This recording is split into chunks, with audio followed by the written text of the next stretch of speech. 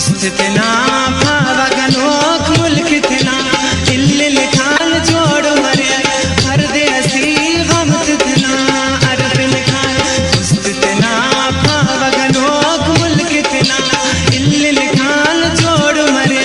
हर देसी गम तना अरबिल खान अब समंदर पार खेल चुका बाल खेल वक्त बाहर खुशी गम तना अब समंदर पार खेल चुका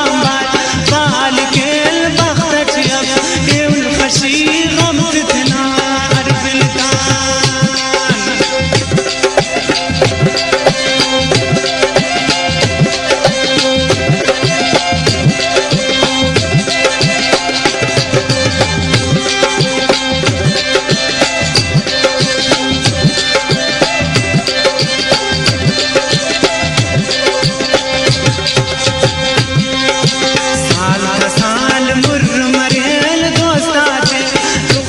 खेल पेन का वतन के बखान दासान आदत के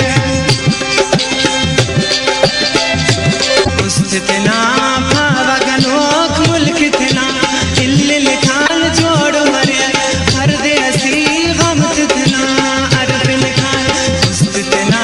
भावगनोक मुल्क तना इल्ल खान जोड़ मरे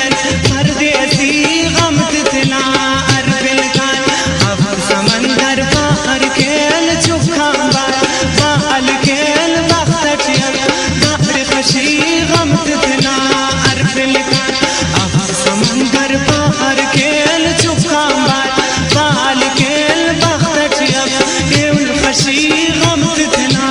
अरबिल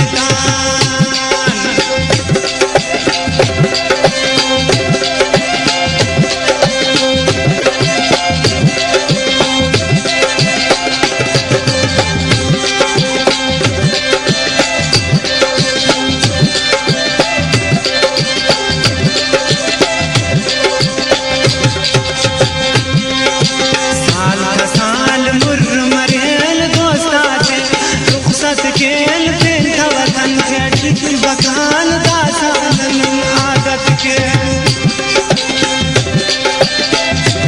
उस्तना